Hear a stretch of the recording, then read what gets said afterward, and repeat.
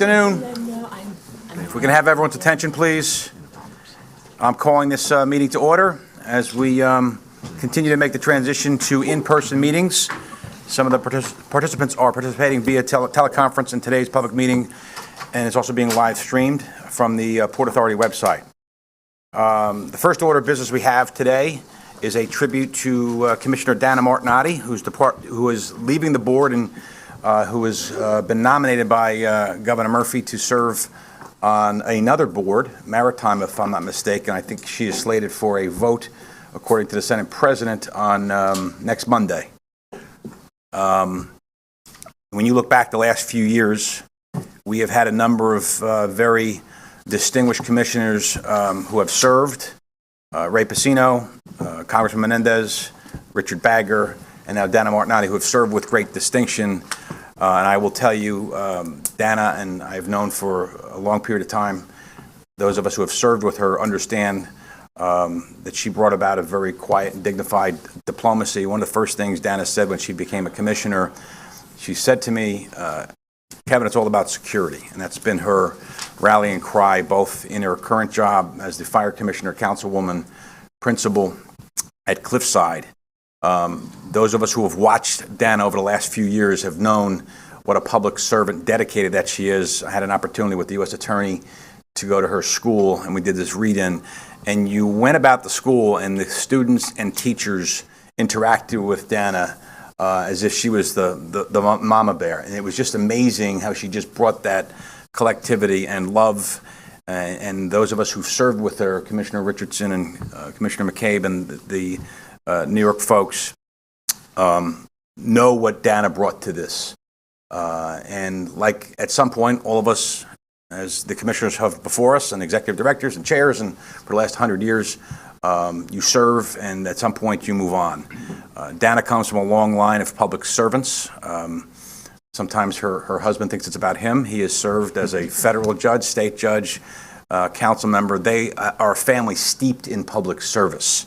Their son Christian, served in the U.S. Air Force for 6 years. His daughter Brianna served some public service. But in the Martinotti household, it is all about service. So while she's not really leaving, she's doing her public service both in the school system and equally importantly on a very important state board. We are going to miss her on this board. And she headed up with as the vice chair of security. She served on Capitol, operations at Capitol, and I can't tell you what she has done in terms of her contributions, quiet as they were sometimes, louder when they had to be at times.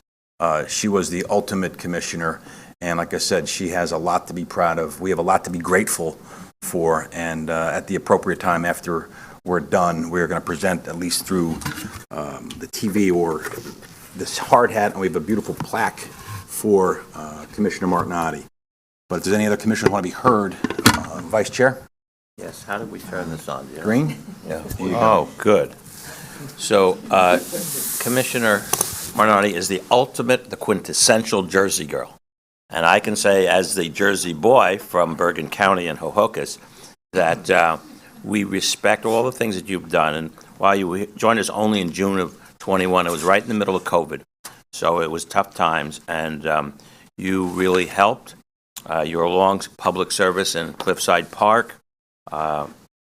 You've been an educator, as it was mentioned, and a principal, and on your borough council. And you've worked very closely with Rick and our chairman.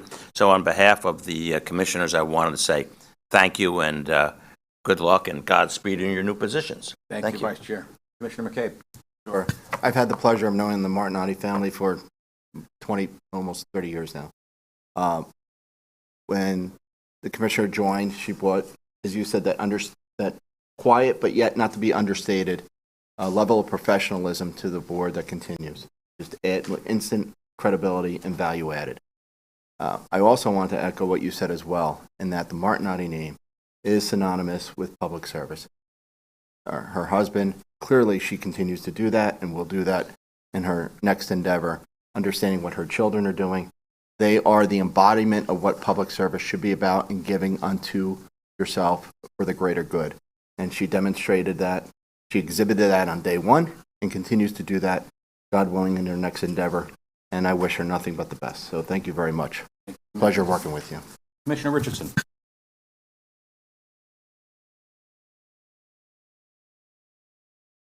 Distinguished service, public service, and in leadership roles.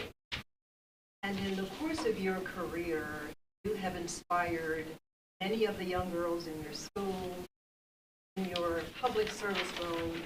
You inspire many women to think about public service and to make it a career choice. The word dignified was used, and I appreciate that. You did bring dignity to the role. And although your style is quiet, we always listen, always consider. You were always thoughtful in your value-added commentary to all of our board discussions. And Chairman, it was about security. And I learned a lot from Commissioner Martinotti about the security considerations. Thank you. About the security considerations. So I'm not going to say goodbye. I'm going to say see you soon. Continue to walk this road of public service, and in the spirit of Women's History Month, continue to tell your story and to inspire women in a public service career. Thank you, Commissioner. Anybody else want to be heard?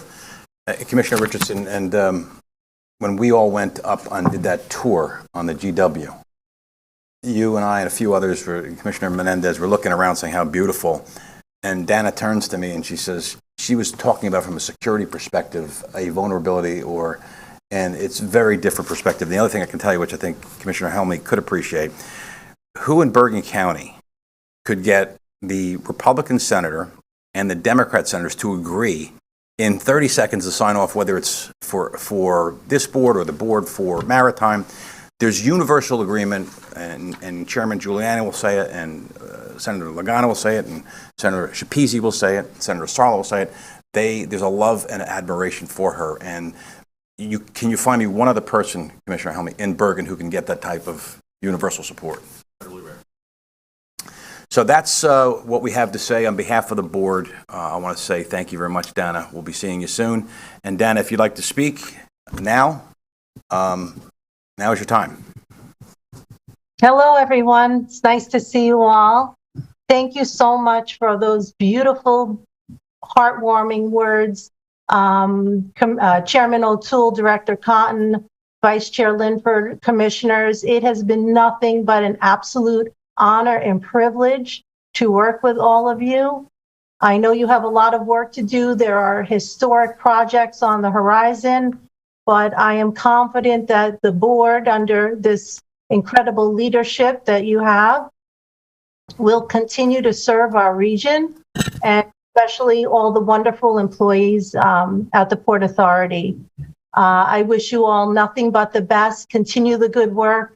Thank you for the experience. Thank you for teaching me so many things. Chairman O'Toole, Director Cotton, Vice Chair Linford, Commissioners, senior staff, Jim, Ben, Peter, Matt, Natasha, and everyone that I crossed paths with. I will miss you all, and I will always remember my days on the board with nothing but honor and pride. So thank you all, and all the best to everybody. Thank you. I ask everybody for a standing ovation for Commissioner Martinotti. Thank you.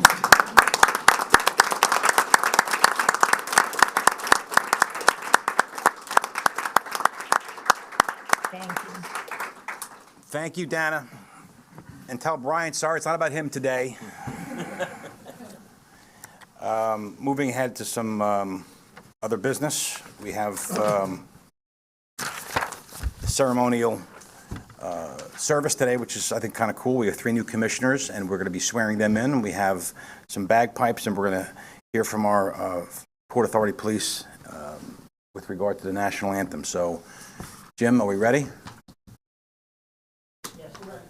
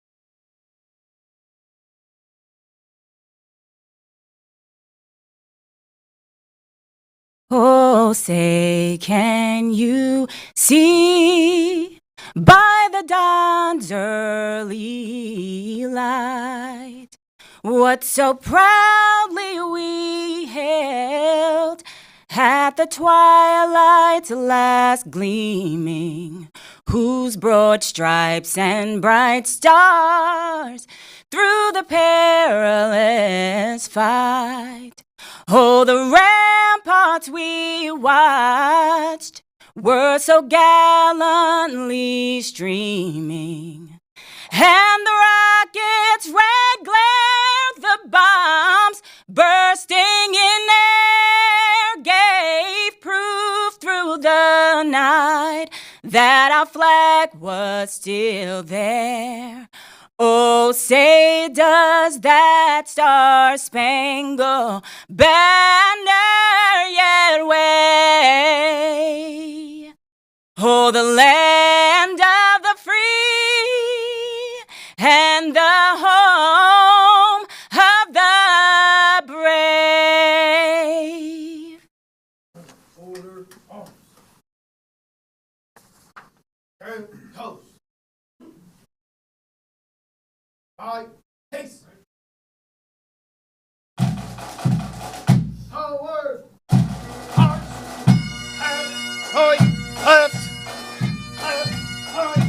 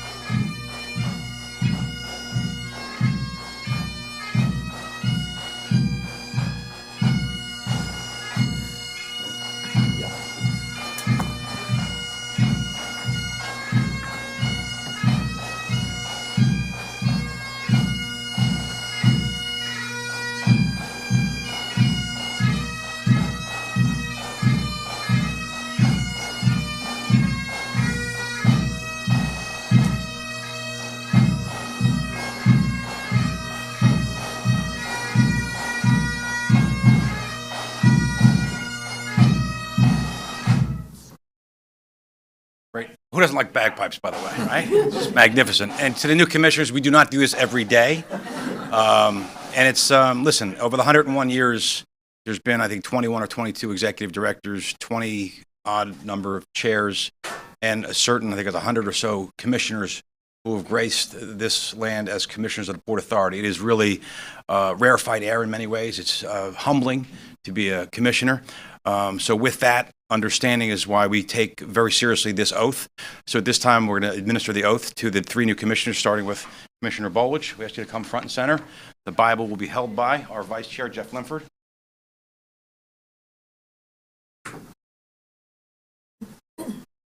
All set. Thank you. Please state your name. I, Chris Always, Do solemnly swear do solemnly swear that I will support that I will support the Constitution of the United the States Constitution of the United States, and the Constitution the Constitution of of the the State of New Jersey, State of New Jersey, and I will bear true faith and I will bear true faith and allegiance to the same and allegiance to the same, and to the governments and to the governments established established in the United States in the United States and in this state, and this state, under the authority of the people. under the authority of the people, And I will faithfully, I will faithfully, partially, impartially, and justly and justly perform all the duties perform all the duties of the office of of the office of Commissioner of the Port Authority of New York and New Jersey, Commissioner of the Port Authority of New York, New Jersey, according to the best of my ability. according to the best of my ability. So help me God. Congratulations.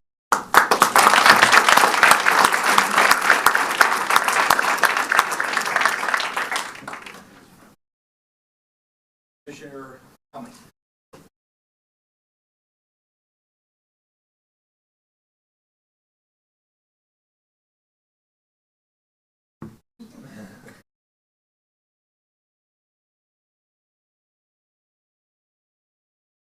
Right hand, repeat after me.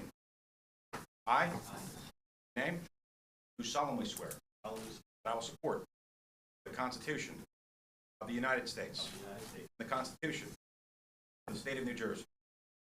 I will bear true faith and allegiance to the same, the governments established in the United States and in this state, under the authority of the people, that I will faithfully, impartially, justly perform all the duties of the office of Commissioner of the Port Authority of New York and New Jersey, under the best of my abilities. So help me God. Congratulations.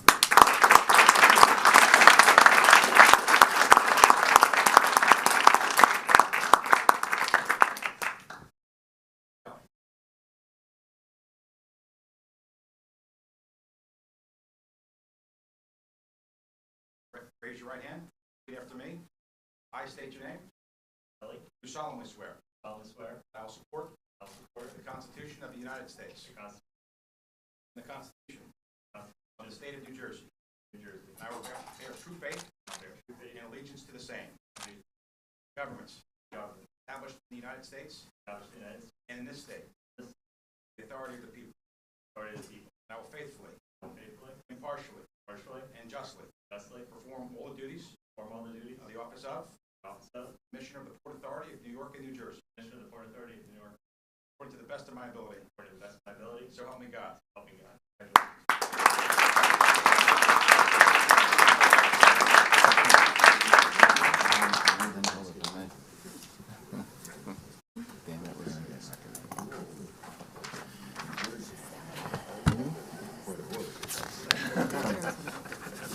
You guys are okay with supporting and defending the Constitution of the State of New York as well, right? On Mondays, Wednesdays, and Fridays. All righty. Now, at this time, we're going to hold the public meeting, starting with the Committee on Finance, which will be chaired by Commissioner Cohen. That'll be followed by a Committee of the Capital Planning, Execution, and Asset Management, which will be chaired by the Vice Chair Linford. And we will conclude the public portion of today's meeting with the public board meeting. Commissioner Cohen. Thank you very much. Today's meeting of the Committee on Finance is being held in public session in its entirety. At this point, I do the only thing I'm required to do for this meeting. I ask the Secretary to advise those present of the composition of the Committee on Finance and any Commissioner recusals on the matters before the committee today. Thank you. The Committee on Finance is composed of Commissioner Cohen, the committee chair, Commissioner McCabe, the committee vice chairs, and Commissioner Horowitz, Kelly, and Richardson. Also present are Chairman O'Toole, Vice Chairman Linford, Commissioner Bolage, Commissioner Eve, Commissioner Helmy, Commissioner LaBarbera, Commissioner Rosado.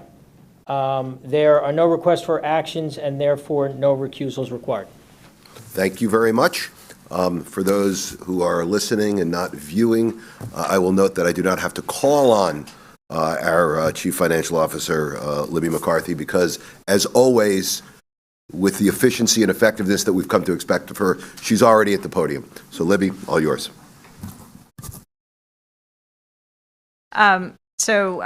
Today I'm going to be presenting the condensed financial information of the Port Authority for the year ended December 31st, 2022. This information should be read in conjunction with the financial statements of the Port Authority of New York and New Jersey, its component units, and the accompanying notes and schedules for 22, which will be available on the Port Authority's website. Any information provided herein with respect to forward-looking impacts from COVID-19 represents the Port Authority's current assessment based on the data it had available at the time the financial information was compiled. As such, this data may ultimately prove to be inaccurate or incomplete, especially when viewed over a longer period of time.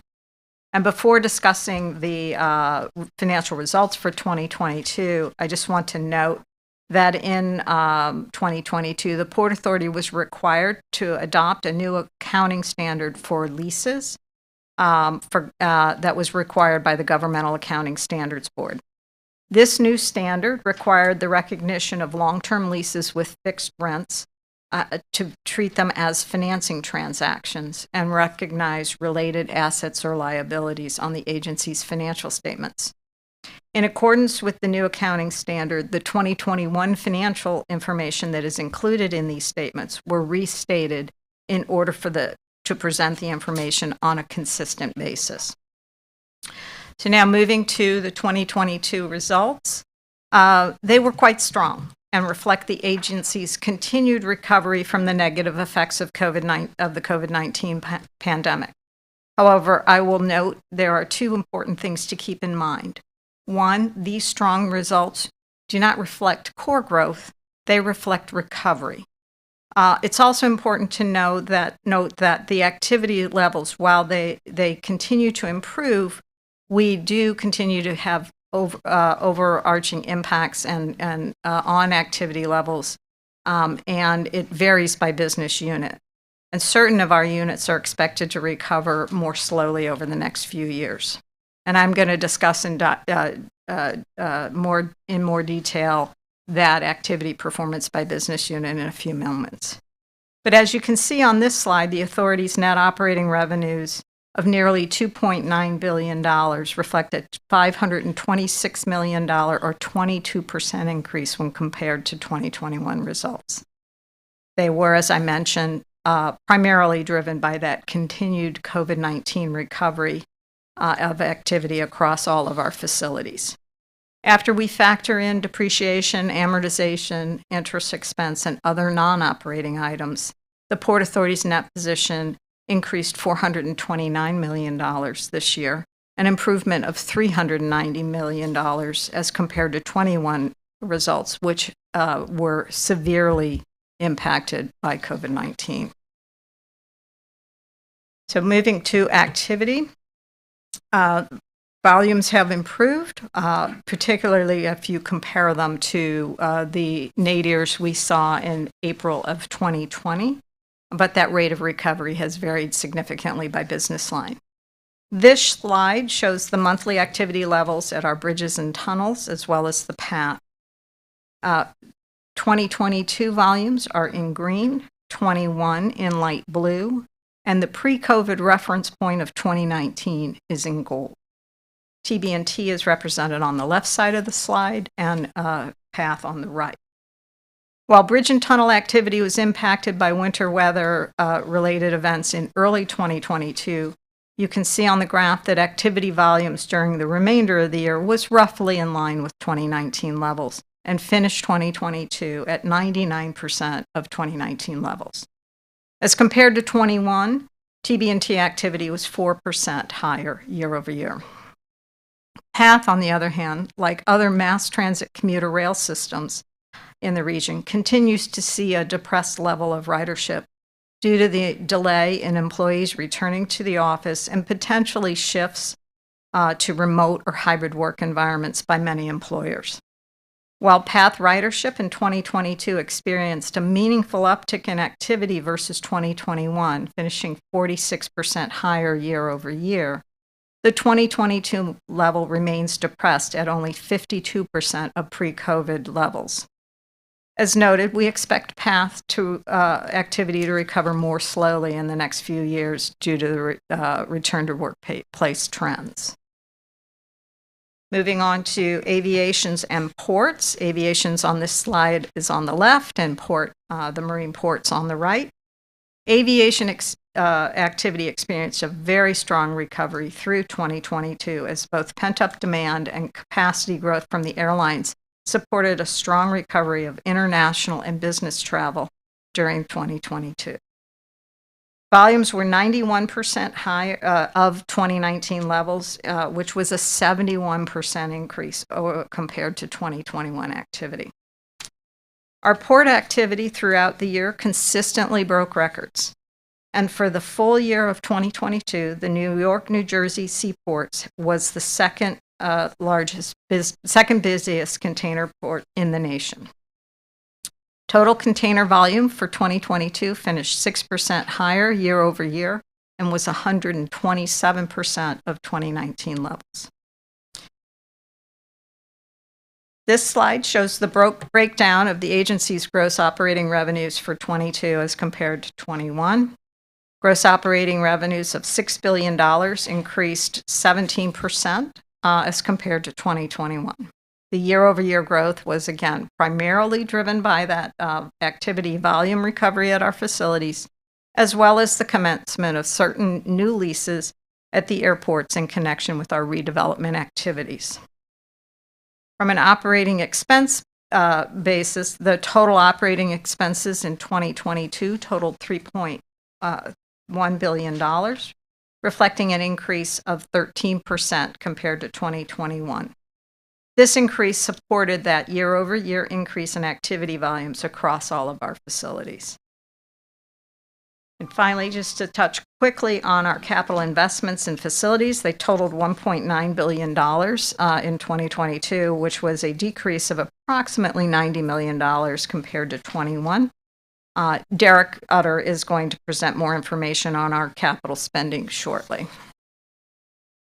Finally, from a perspective of the balance sheet, focusing on cash and liquidity, cash flow from operations of approximately $2.8 billion increased more than almost $800 million from the prior year, which is consistent with that strong net operating revenue growth I reported on. Cash and investments at year-end totaled $4.2 billion, an increase of approximately $400 million from the prior year. In addition to cash and investments on hand, at December 31st, the Port Authority had approximately $800 million of capacity to support its construction program, consisting of about $540 million in bond funds currently on hand, as well as commercial paper availability of about $250 million. And finally, when excluding general reserve funds and capital funds from our test, cash and investments at the end of the year represented 171 days of cash on hand, which is all a recovery in our liquidity position. And finally, on the liability side of the balance sheet, here you can see our bonds and other financing obligations, which totaled $28.4 billion at the end of the year. And that was an increase of approximately $700 million when compared to last year. And that reflects the issuance of new bonds to support our capital program. And with that, that ends my formal remarks, and I'd happy to take any questions.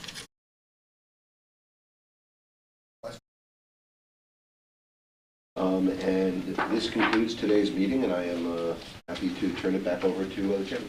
Thank you, Commissioner Cohen. The next meeting is the Committee on Capital Planning, Execution, and Asset Management, which will be chaired by our Vice Chairman, Jeff Linford. Vice Chair? Thank you, Mr. Chairman. Today's meeting of the Committee on Capital Planning, Execution, and Asset Management is being held in public session in its entirety. At this point, I ask the Secretary to advise those present of the composition of the committee and any commissioner recusals on the item before the committee. Thank you. The committee is composed of Vice Chairman Linford, the committee chair, Chairman O'Toole, the committee vice chair, Commissioners Helmy, LaBarbera, and Rosado. Also present are Commissioners Bolich, Cohen, Eve, Horowitz, Kelly, McCabe, and Richardson. There are no requests for action, and therefore no recusals required. I call on our Chief Development Officer, Derek Utter, to present the 2022 capital performance results. Derek. Great. Thank you, Vice Chairman. Good afternoon, Commissioners. I'm here today to provide a review of the 2022 capital plan results. Spending was $2.1 billion in 2022, about the same amount that we spent in 2021, down just a tad. Spending was 78% of our budget, and you can see from the historicals, that's a little bit on the low side relative to our plan. We try to spend much closer to 90 to 100%, but there were two main reasons for this underspending. One is delays in spending on major work on the JFK redevelopment program and on the AirTrain Newark replacement program. Both were delayed. And then secondly, lower use of a substantial amount that we had set aside as a maintenance contingency in 2022 for things that we thought might need extra investment post-COVID, since we had spent very little during COVID. That was an account we had set up just for that purpose, and fortunately, we did not need it. So we spent a lot less out of that account than we had thought, and that caused us, the combination of those two things brought us down about 20% below our plan. So turning to on-time results, as I often say, we measure every project at 2 points. At the end of the pre-construction phase, when we award a contract, we have a date for when we want to award a contract. And then secondly, when we finish construction. And those are the 2 dates that we hold ourselves accountable to. This year, we hit 86 of our 96 planned milestone dates on schedule for 90% performance. And that was in line with where we were last year, a little bit below our strongest performance in 2019 of 94%. During 2022, there were several important projects completed and put into what we call beneficial use.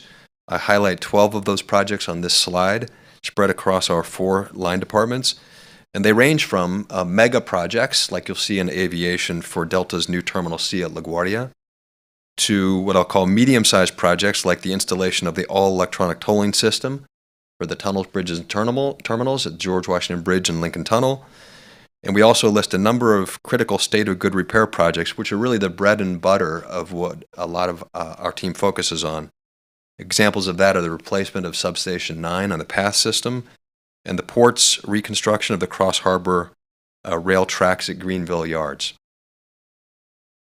So that concludes my report for today. I'd be happy to take any questions.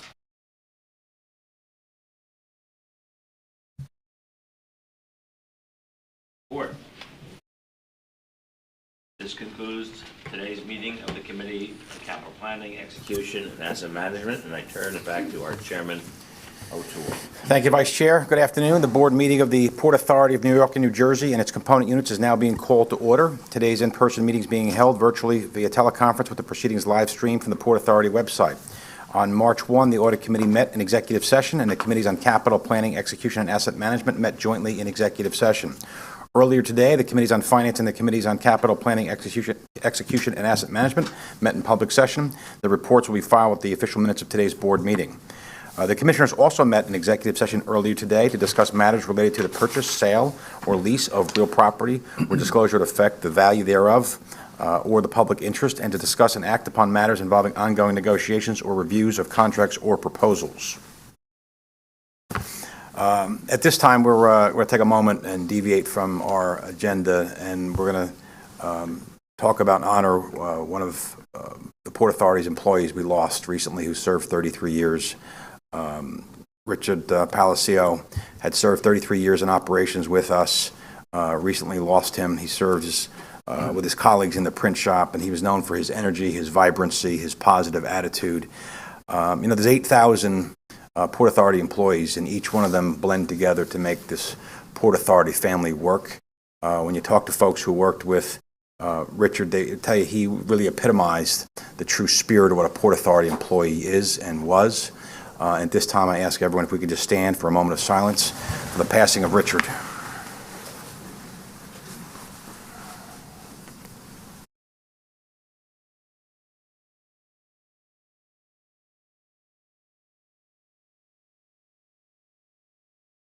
Thank you. On behalf of the Port Authority, we pass our condolences to Rick's wife, Judith, and the entire family. One other moment. The other day, we had a passing of a legislative giant in New Jersey, Senator Ron Rice, senator from District 28 in Essex County, one of the longest-serving senators in the state, the longest-serving African-American senator in the state's history, served over 36 years. I served in the Senate with Senator Rice twice. He was an astonishing legislative giant. He had been an underdog his entire life.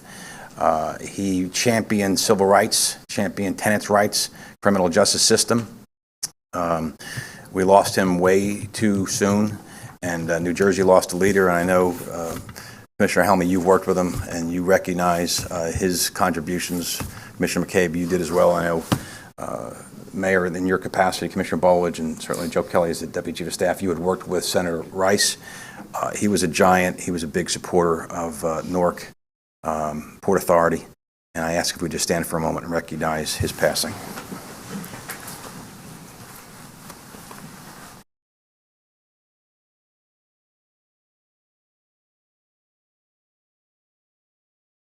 Thank you. All righty, for our first order of business, Back to our agenda, our Director of Aviation and Redevelopment, James Heitman, will present 2 airport-related redevelopment matters. The first covering planning to improve access to the AirTrain Newark Rail Links station at Newark Liberty Station. The second covers a program reauthorization for the Port Authority supporting infrastructure investment in support of the private terminal developments at JFK. And we will defer on voting to these after we hear from the speakers. At this time, we hear from Jim Heitman. Good afternoon, Commissioners. First project that I want to talk about is a really exciting one that provides access to the Newark Rail Link Station and NEC at the airport.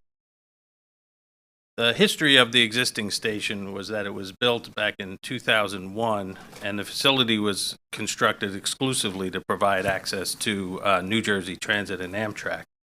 Opening the rail link station for public access to the AirTrain, in addition to NEC Air Rail Station, creates economic value to the airport.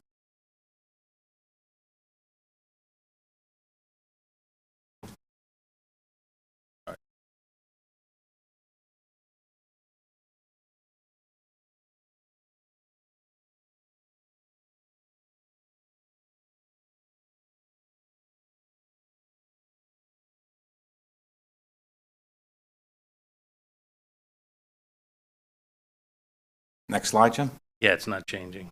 Sorry about that technical issue.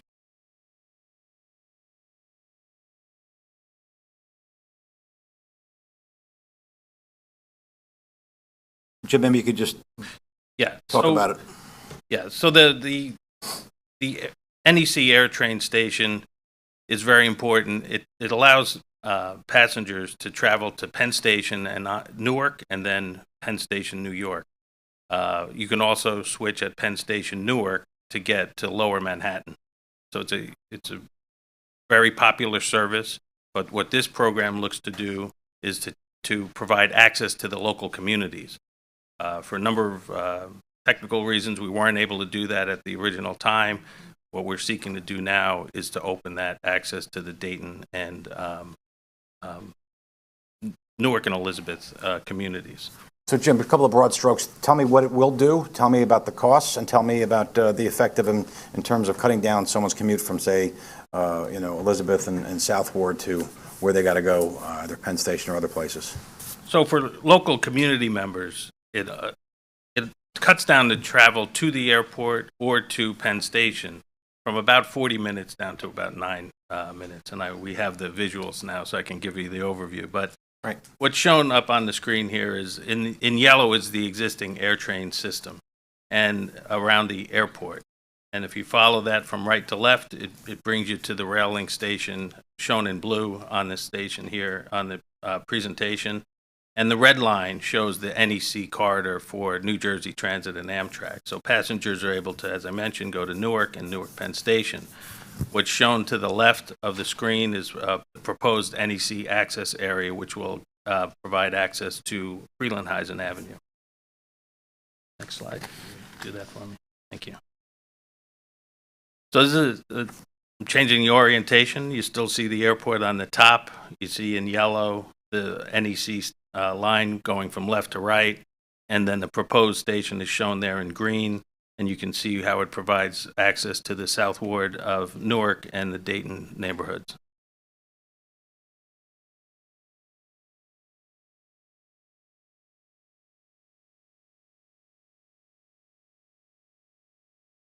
I'll go back to just describing. Let's just freelance it, Jim. Yep, no problem. So what it does, we're going to extend that bridge over to that community, put vertical circulation, and from that location, you'll be able to get there via bus, taxi, public loved ones, and bicycle access. Next slide. So we mentioned some of the benefits. It'll spur transit-oriented development in that area to support the airport. It'll break down barriers to neighboring communities for jobs and transit services, and provides important benefits to Newark and Elizabeth communities and key constituencies for current and future development. It'll create a one-seat ride to Manhattan for South Ward and Elizabeth residents via New Jersey Transit or Amtrak, and it will connect at Penn Station to downtown Jersey City and downtown Manhattan. As I mentioned, it'll speed the access to Penn Station or to the airport from about 40 minutes to 7 to 9 minutes.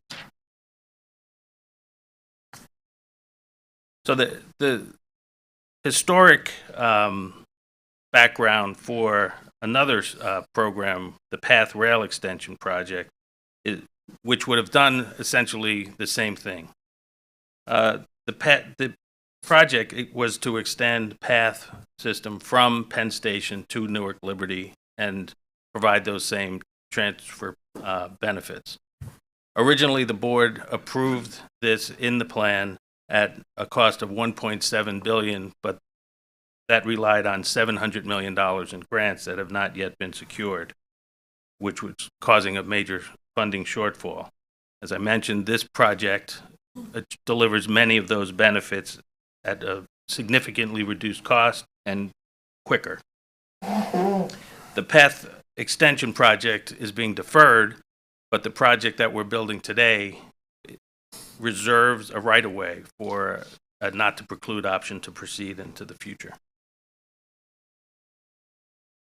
Part of our planning effort will involve a lot of community outreach, direct outreach to civic organizations, at least 2 planning meetings in the cities of Newark and Elizabeth during the day and during the night, and close coordination with our sister agencies and other specialty groups.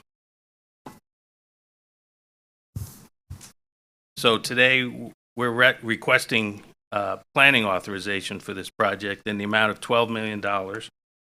It'll provide for the preliminary design, support for external stakeholder outreach, and provide authorization to enter into agreements to acquire property necessary to achieve the program. The rough order of magnitude cost for the program is at $125 million. That's the end of this portion. If you have any questions. Any questions from the commissioners on this project, which is promising, short scale? We're going to have this in Port Authority terms in relatively short order, in hopefully sometime 2025-ish. And if we can land that $45 million in grants, it'll cover up to 1/3 of this project. Very promising. I think the most significant issue brought out is that currently it takes 40 minutes to get to Penn Station from Dayton and in that area, and that'll shorten that to 7 minutes, and I think it's significant for the folks in Elizabeth and in the Newark communities. Moving ahead, Jim. So the next item that I'm here to present about is the JFK Redevelopment Program reauthorization and the award of a design-build contract. So just to remind people of the JFK Redevelopment Program, it's a public-private partnership. $16 billion of investment in the replacement or a new Terminal 1, an expanded Terminal 4, a new Terminal 6, and an expanded Terminal 8, which all adds up to nearly $16 billion in private investment. The Port Authority's portion of that is to provide the necessary infrastructure. So the biggest project in that portfolio is the roadway project. And what that does is takes a very complex roadway network and simplifies it into basically a north loop and a south loop. The south loop provides access to the new Terminal 1 and the newly expanded Terminal 4, and the new north loop serves Terminals T5, T6, and T8. Of course, with that, we bring improved signage, wayfinding, and landscaping, and then this work basically replaces almost all of the utility infrastructure in the central terminal area for power, communications, heating and cooling of the terminals, domestic water, and storm and sanitary drains. In addition, it creates a new parking, ground transportation center and parking garage. So just to highlight some of the benefits of this project and complexities, it's 17 lane miles of new roadways. It's 6 new bridges, which eliminates 7 existing bridges, making it much less of a concrete jungle. It reduces 11 traffic signals. It simplifies 31 decision points that you have to make to get to the right terminal. The Ground Transportation Center and Public Parking Garage provides nearly 2,000 spaces. It's a 5-level structure. It's got a pedestrian bridge directly to New Terminal 1, and it provides electrical charging stations for electric vehicles. So this project was started back in January 11th of 2022 with a request for qualifications, shortlisted 4 teams, and we, as a result of the request for proposals issued on May 5th of 2022, we received proposal from the teams earlier this year, and the selected preferred proposer offered the proposal with the best overall value for the Port Authority. The design build team that was selected is a joint venture between Skanska and Helmar. The lead designer is Parsons Transportation Group of New York, and key subcontractors are Walker Consultants, Datner Architects, Greenman, Pedersen, Inc., and KS Engineers. The schedule for the program is largely driven with key milestones to coincide with the opening of the terminals, Terminal 1, Terminal 6, Terminal 4. As I mentioned, these new roadways will support the new developments, and the garage will open in Q2 of 2027, and the total program ends in Q4 of 2027. The issue that came up with has to do with the spending increase, largely driven by high prices coming back from the Port Authority. So just to put this in context, the new spending for the Port Authority portion of this program increases the approved budget from 2.9 by roughly $1 billion to a new total of $3.9 billion. The roadway projects, as I mentioned, is the single largest contract the Port Authority will award as part of the Port Authority's responsibility to build the needed infrastructure such as roads, garages, electrical, substations, etc. And these are all necessary to support the JFK redevelopment program. We recently received bids that significantly exceeded the amount budgeted in the $2.9 billion in the capital plan that I mentioned earlier. These increases are driven by market conditions, the elongated schedule, escalation, and post-COVID market outlook. This Port Authority investment is an important infrastructure and is critical to support that nearly $16 billion of private investment. So the requested action today is to increase the authorization for the redevelopment program from $2.9 billion by $1.006 billion to a total of $3.906 billion. The second request is to award Skanska Halmar JV a project for the design and construction of the roadway project at the airport in the amount of $1.24 billion. And adjust spending by program category consistent with the updated plan. And what I mean by that is airside, landside, all the different categories that comprise the overall program. And with that, that's the end of my Great. Thanks, Jim. I know we've discussed this a number of times at the senior staff level. We've discussed it at the various board meetings in executive. Commissioner LaBarbera was kind enough on 2 occasions to give us a perspective from some of the drivers of this, both on a regional basis and national. We're aware of what's happening, not just on a Port Authority project, but other projects across the country. Any commissioners want to have any questions? We're going to defer the voting on this till after the public portion. Chairman? Yes, Commissioner Eve. Did want to just make 2 brief comments. With respect to the project concerning Newark, I just think it just bears emphasizing 40 minutes to 9 minutes, 40 minutes to 7 minutes. If you're going round trip from this community to and from the airport, Commissioner Richardson made a very powerful point earlier. This makes it easier for you to get to, I mean, that's an hour and a half of your life back. That also facilitates being able to get a job at the airport or to be able to get to other parts of the region because of the shorter commute time. in addition to all the benefits that you mentioned, I just really wanted to underscore the point that Commissioner Richardson made before.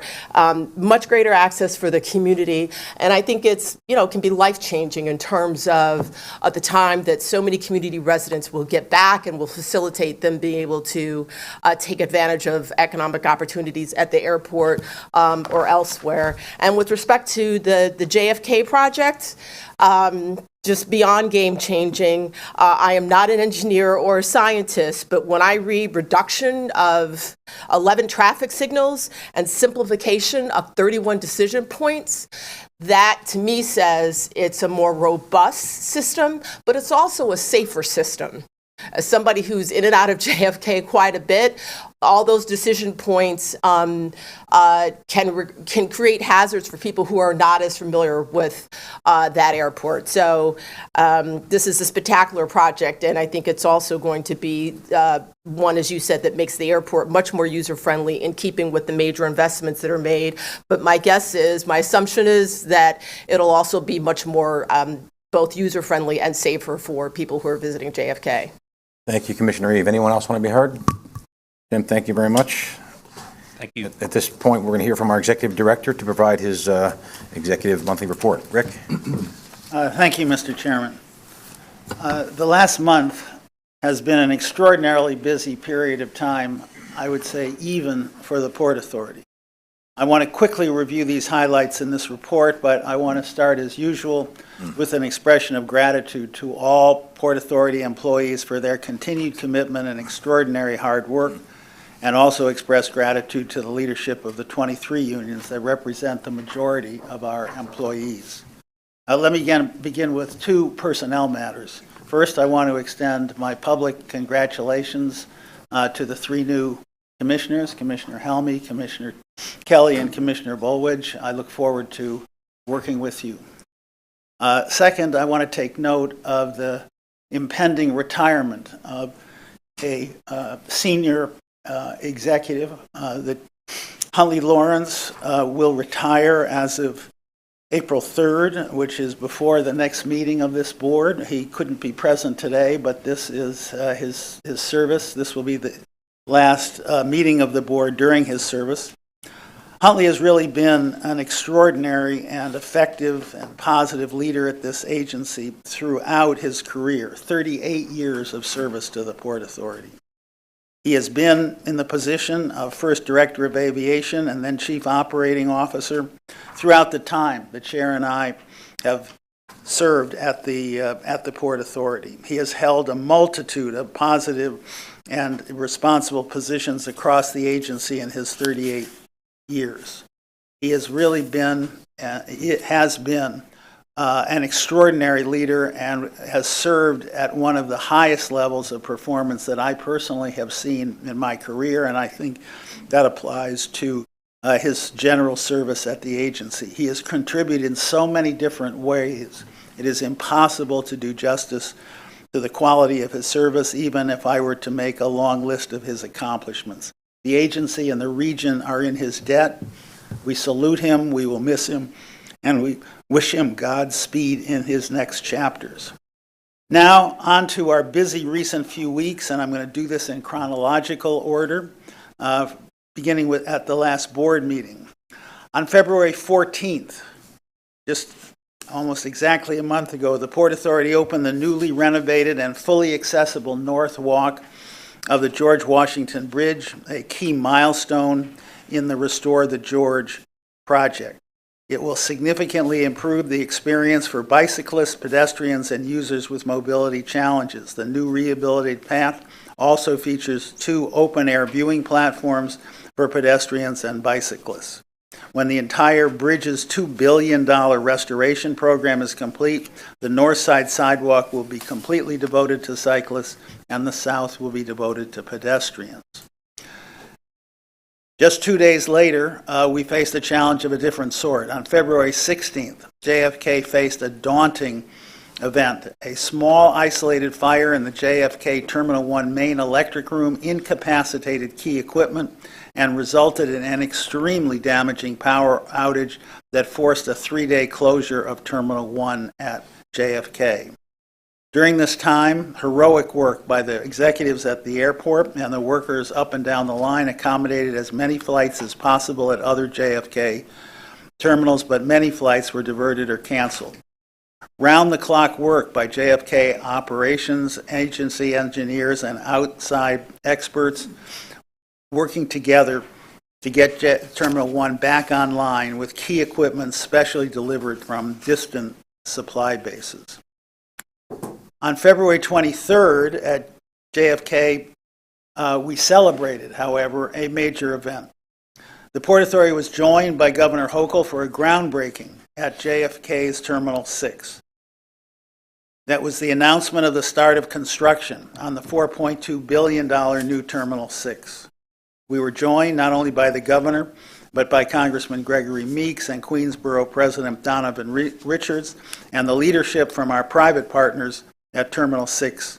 The start of construction on this project is particularly significant as it represents the fourth and final piece of the $18 billion JFK vision plan, and it is a key piece of moving that project forward. On Monday of this week, the Port Authority released the Options for Mass Transit Solutions to LGA report, a 450-page exhaustive analysis of 14 different options. The panel, an expert panel, 3 leading international transportation experts, expressed a strong preference for a one-seat subway ride as the most effective way to move travelers from cars to mass transit. But the panel took note of the severe constructability and cost challenges to building a subway extension. And therefore, the panel recommended a near-term focus on improving bus service to provide better, faster transit access to LaGuardia, as the public benefits would be realized sooner at lesser cost. We will be bringing commissioners a planning authorization request to the board in the next 60 to 90 days. And then yesterday, we announced that LaGuardia's Terminal B was named the world's best new terminal by Skytrax, the international transport rating organization, in fact, the leading rating organization in the airport and airline field. The honor was based on customers surveyed around the world. That was a dramatic change from prior customer surveys when Port Authority airports regularly rated last. Skytrax also awarded LaGuardia Terminal B its highest 5-star airport terminal rating, and I'm pleased to say this is the first North American terminal to be awarded such a rating. And I would also like to say we are committed to follow this recognition for LaGuardia to achieve world-class recognition for the new Terminal A at Newark and for the terminals that are currently under construction at JFK. And finally today, we just reported, you heard our CFO report, a very strong 2022 in our 2022 financial reports.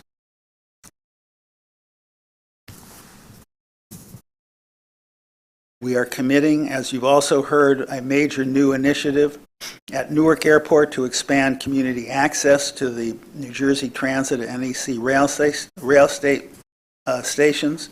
And pending before you is a major new construction contract at JFK. It has been a busy 30 days, but with Mr. Chairman, with this, I conclude my report. Right. Vice Chair? I just wanted to add some comments about Huntley for his long service, the importance he's played in the expansion and renovation of our 3 major airports, his gentlemanly approach to working with commissioners, including yours truly when I would cross-examine him on things, and his sense of humor, which is not as well known. But I have to share with you one comment at the Christmas party. I said, "What keeps you up at night? What do you fear?"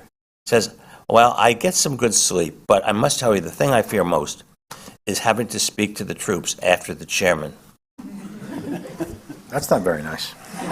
He then went on to say he is so eloquent and has everything in terms of the vision of the authority at best interest that it's hard for him to follow you. So I just wanted to give you a sense of humor as well as respect for you, Mr. Chairman. And so Huntley, we say thank you very much. But he was joking when he said that. Of course, I said a sense of humor. I got it. So we're going to have a tribute to Huntley in April. It's, there's very few employees that, Rick, we've come across in the last 6 years that defines Port Authority, passion, love, dedication. So his 38 years, and when you talk to him, he can tell you like about every nook and cranny. Whether he was aviation, he can tell you about PATH. He can tell you about port. He can tell you about bus terminal. He is just such a magnificent human being in so many ways. Jersey resident, by the way. Essex County resident, just so we know. There's not enough we can say about him in April, but we're going to try to do justice to his service. Couldn't be more happy for Huntley and his family. Rick, to your comments about JFK, Governor Hochul, when she came to that event, first of all, the energy level in that room was just, you saw it, Commissioner LaBarbera and Eve, we're all sitting there. And even though Commissioner Hochul talked about this was her fourth, almost routine ribbon cutting, it really completes the cycle of planning up there. And when you step back and see what some of the greatest contributions that Huntley and others have left in the last 10 years, it's going to be the redo, the magnificent world-class redo of the three airports, LaGuardia and Newark and JFK. It's significant. It's just absolutely breathtaking. And very few times in our lifetime you're going to see that type of opportunity. And led by Huntley and you, Rick, we're going to have an opportunity to really bring those awards both to LaGuardia, JFK, and to Newark. It's something we all should be proud of. Any other commissioners want to speak or have a question for our executive director? Yes, Commissioner Cohen. I'll pass this along as an idea. We can talk about it later, but we really are coming to the end of a cycle. I was around during the beginning of this cycle where people said sort of the airports are going to be the way the airports are, and there were a whole series of people, I think, who brought about what has been a transformation, will ultimately be a transformation because we're still, dealing with works in progress of the three major area airports. LaGuardia is the most sort of recent, I guess, Newark Terminal A also in terms of the public appreciation and embrace. But it probably would make sense sometime in the next year or two to really take a step back and understand what happened here, because it will not be easy ever to replicate. Hopefully, maintenance will be such that the replication will not be required for generations. But I do think sort of understanding how we got from where we were to here and what this agency did and what in some instances had not been done over the past, it's really 50 years to take us both to the point of really being in desperate straits to now being literally world-class leaders. So, I just didn't want to miss the opportunity to try to put a marker in that we actually do take the time to think through how we've accomplished, how this organization has accomplished what a lot of people said would never be accomplished. To your point, I think you got to know where you've been to know where you're going. Whether it was when we talked about Truman going to JFK back in, it was 48. And you talk about the acquisition of those three airports. I think the commissioners, all of us, whether we're here for a year or a day, we need to understand how we came about to acquire the airports, how we've improved upon the airports, and what our vision plan is for the next decade, 2 decades, 3 decades. But again, looking back 50 years from now, Steve, I think we're going to say it's a rare opportunity. We caught lightning in a bottle, and we're able to put together these 3 world-class airports that, frankly, this region deserved decades ago. It was either never recognized, we didn't have the ability to do it, didn't have the money, and we've captured it, and we're going to continue. Our hope is to Terminal B is on the radar to be redone in the same spectacular fashion as Terminal A. But I think maybe in a few months we'll have that introspective and talk about what we've done and where do we go from here. I think it's a great idea, Steve. Anybody else? All right, at this time we're going to take a step back and we're going to have an opportunity to hear from the members of the public. To comment on any Port Authority matters. This public comment period, which will be limited to 30 minutes in total, provides an opportunity for members of the public to present their views directly to the board, but does not provide for the dialogue. Members of the public wishing to discuss a specific issue with the Port Authority staff are advised to contact our Public Affairs Department. Speakers are asked to comply with the fixed limit time of 3 minutes. We have 11 speakers who have signed up. One has submitted his written comments. Nellie Weissman, is that accurate? Anybody else, Jim, besides? That's correct. Okay. So then we have 10 speakers. The first speaker, Jacqueline Weimer. Jacqueline here.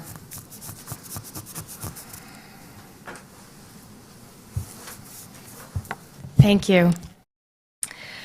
I'm Jacqueline Weimer. I serve as a city council member for the city of Bayonne. I thank you for having me and allowing me to speak about a very important issue. I'm here in support of not only the family of Edward Paradine, but in support of the estimated 12 million Americans that contemplate taking their own life on an annual basis. In 2020 alone, the United States suffered the loss of 45,979 individuals to suicide. That is men, women, and yes, even children that lost their lives. 679 of which were from the state of New Jersey, 1,642 from the state of New York. How many people, I ask you, have to lose their life before we take the necessary action to help prevent it? Suicide is preventable. Preventive and protective strategies can help save lives and save families a lifetime of loss, heartache, and pain. The Honorable Mayor James Davis of Bayonne, along with my colleagues and I representing the City Council, recently sent you a letter imploring you to install some much-needed fencing, safety netting, and additional safeguards that would increase overall prevention efforts along the Bayonne Bridge. I urge you, and quite frankly, I beg you, to see that this issue makes its way onto the agenda for your next board meeting, and that it takes top priority in getting approval and implementation. Admittedly, I am not certain how many individuals out of the 679 that took their life in 2020 did so along the Bayonne Bridge. However, I do know that if even one, it was too many. The commissioners read through the current financials, and indeed the director stated that it was a strong 2022. The wonderful world of Google tells me that the Port Authority estimates revenue at $4.8 billion annually. I ask you to please find it in your heart that this very important and much-needed issue sees its way to your balance sheet. Thank you. Thank you, Council Member. Karen Paradine.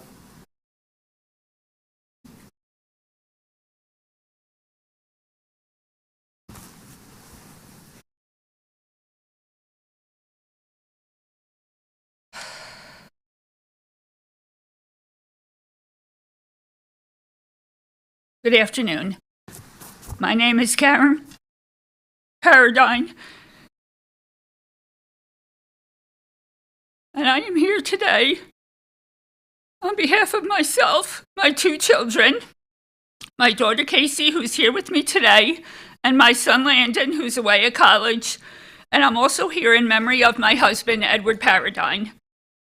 My husband, Ed, took his own life by jumping from the Bayonne Bridge 2 months ago on January 13th. I would like to give you a little glimpse into who my husband was. Ed was a lifelong Bayonne resident. He went to school in Bayonne, grew up in Bayonne, and raised his family in Bayonne. For the 8 months prior to his death, Ed struggled with mental illness. He fell into a deep depression, was anxious, and had great difficulty sleeping. Although 8 months may not seem like a long time, I am sure considering what Ed was going through and the toll it took on him, he must have felt like he was struggling for much longer. I firmly believe that when he jumped from the bridge, he felt completely hopeless, helpless, and like he was a burden to his family.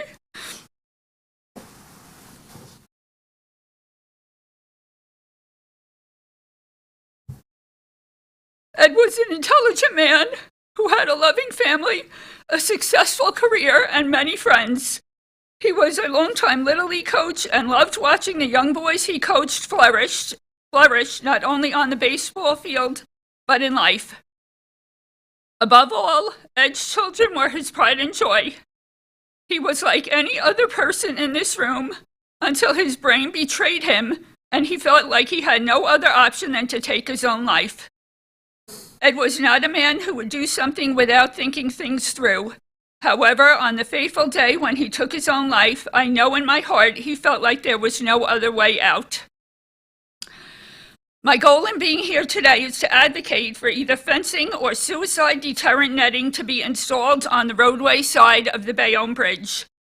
I do not understand why neither of these were installed at the time the bridge was raised and then reopened in 2019.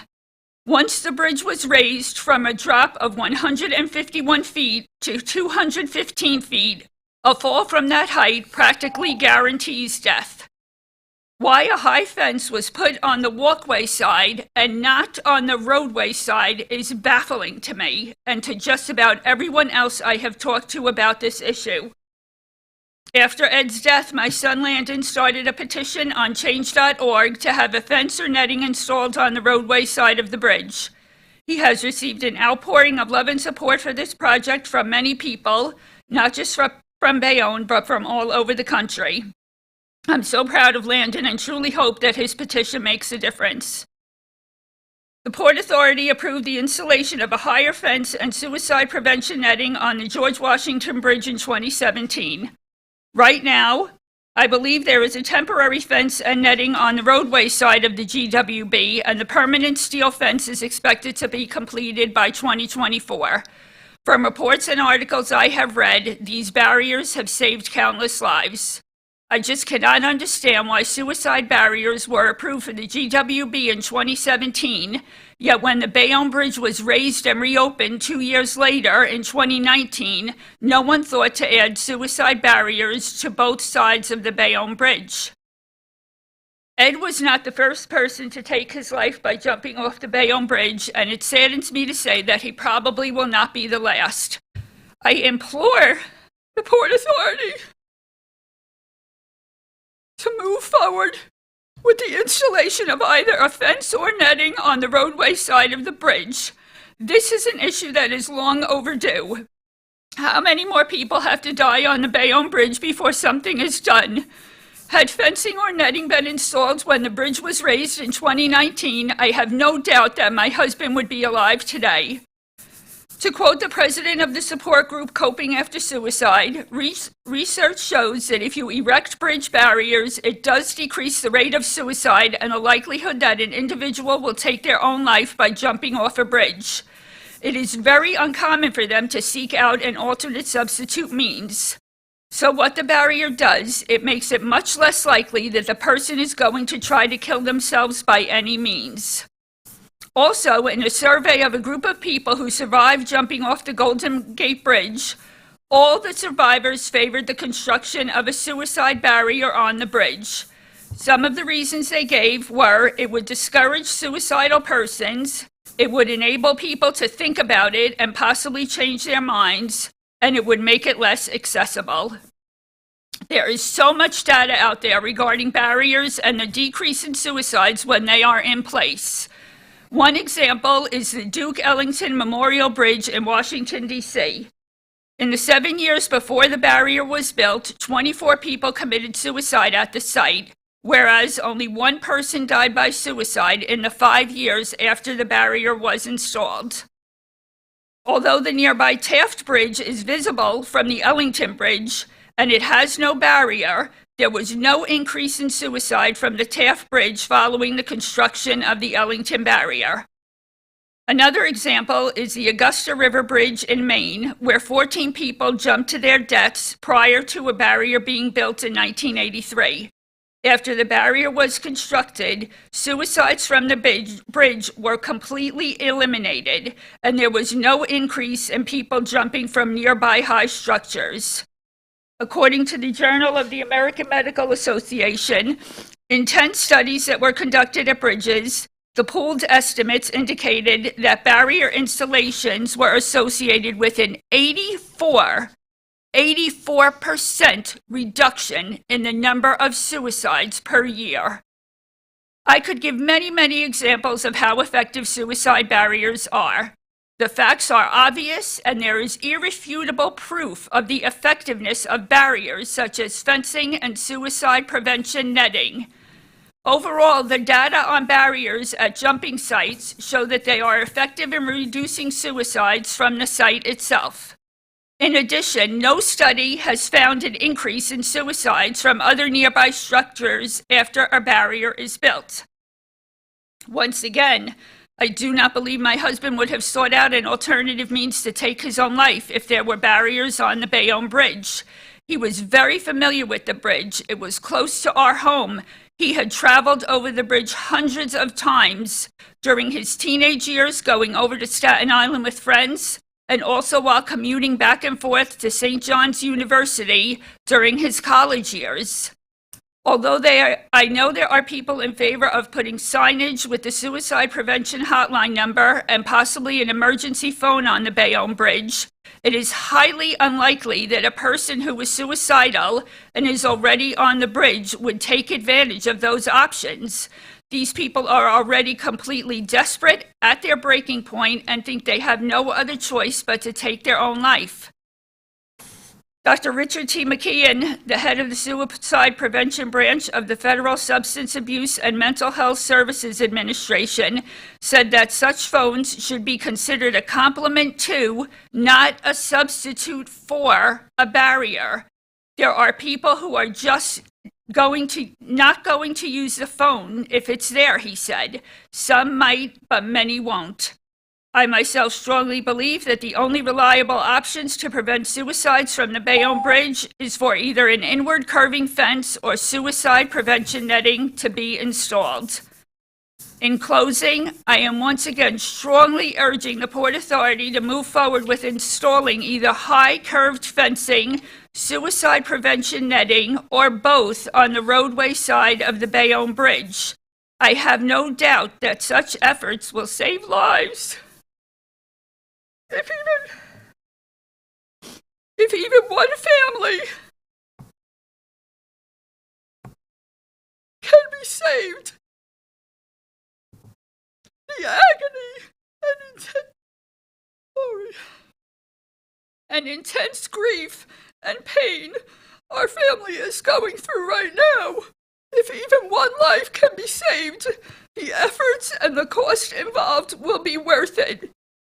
My husband's life mattered. Everyone's life matters. Thank you for your time and consideration. Karen, first and foremost, first of all, we heartfelt condolences on behalf of the entire Port Authority family. It's heartbreaking to hear what you have said and the horrible tragedy you've had to endure, and to hear the story about your husband, Edward. It reaches all of us.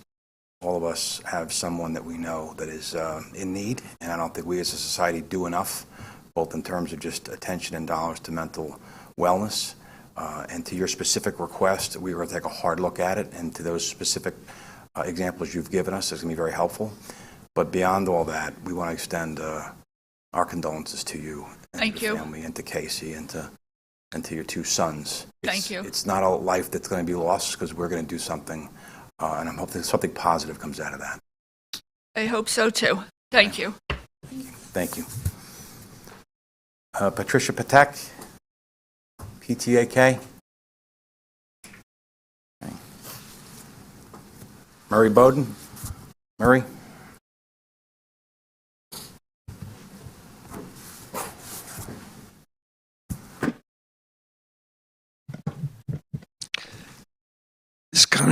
This is kind of new for me. I just got the wheelchair a couple of weeks ago, and I'm learning how to use it. I don't learn so fast as I used to learn. But listening to what went on here today, I need to say that the Port Authority has one of the most humane staffs I've ever come across. There had to be at least 50 people who helped me today. I don't know how to adjust this and how to manipulate it and how to do all those things, and it's a learning experience for me. And it's kind of discouraging when I can't stand up when you all do. I've spoken here about a number of items in safety and making the roads and the lines safer. And I need to tell you all that I've been asking this for 20 years and gotten nowhere, so I guess I've been doing it wrong. So I make each of you responsible when you drive to look at the road markings, see if they give you advance information so that you know where you're going, and the lines and the roads that were designed for 50 years ago just don't work today. So each of you is responsible to see, can you see that crosswalk? Is it I drove here from the tunnel and through, I don't know what those towns were, but every crosswalk was obvious to me. Other parts of the state, they have crosswalks. They don't look the same to the driver. By the way, I may run out of time because I can only see the clock up there and there is no timer, but the timer's over here and I'm talking to you all. Things like this building needs some updating because I'm in a wheelchair, but you can get into the bathroom and just can't get out. Think about it. We've been doing things the old way for so long, we forget that the younger generation is taking over. You've seen it here. These people have been showing you what the future is. My generation has to get off the stage. We've been doing it too long. We're not flexible. We don't know how to change. I want to thank the more than 50 people who helped me today to learn how to do what I have to do. And it hasn't been just recently. For the last every years that I've been here, Port Authority people have been excellent. Thank you all. Thank you, Murray. Thomas Gretsch? Thomas? No? Okay. Jason Anthony. I see Jason's here.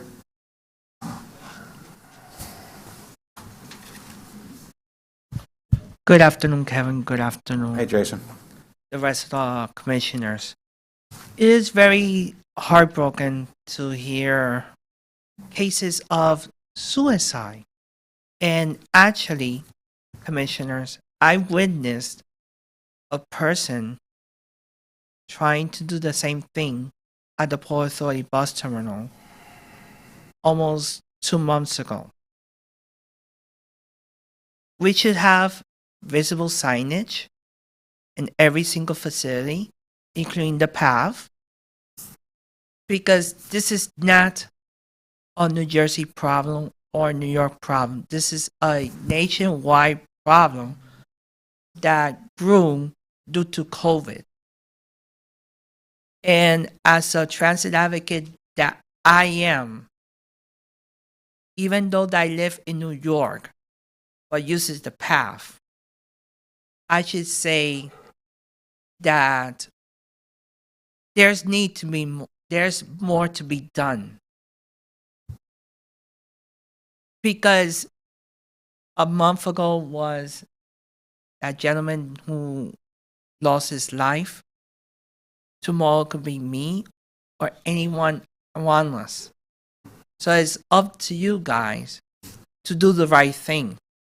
Just like the Metropolitan Transportation Authority did several months ago regarding signage at the edge of the platform of each of the 472 subway stations plus commuter rails. And regarding accessibility, there's need to be more to be done. Because nothing regarding accessibility was heard or mentioned today. When I was recovering from a foot surgery back in 2017, I needed to use the elevator. And the Port Authority on the path, especially, doesn't provide us with alternatives if an elevator is broken down or not in service.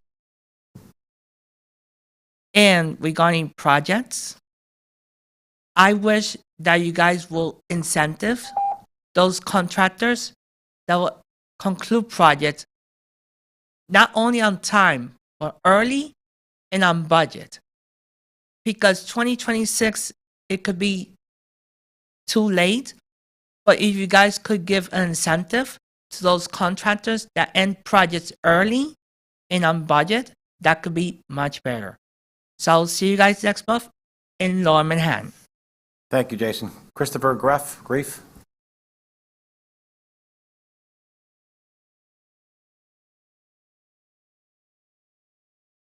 For the record, it's Greif. I cause grief now.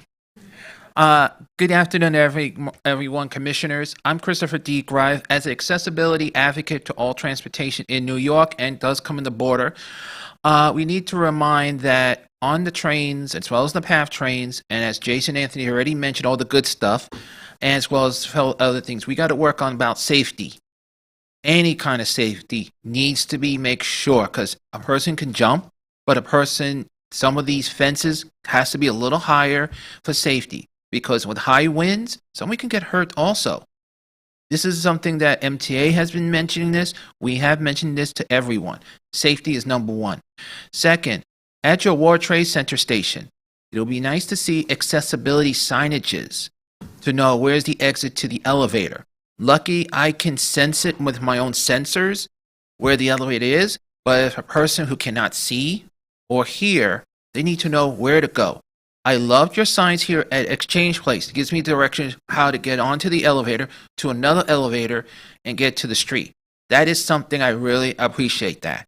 And something that's really good to give people directions how to get out safely. We need to continue also working on the reduced fare. You have seniors, but we also forget people with disabilities, including our veterans who are here, who retired, or cannot go out into the armed forces. They are using your PATH trains. I try to use your PATH trains, but I can't because there is no machine shows me the reduced fare price. And for the record, I did have to pay a full fare price, which is really hard. And with the air trains going to JFK, $8.25 is way too much for any person from a disability to a senior and low income.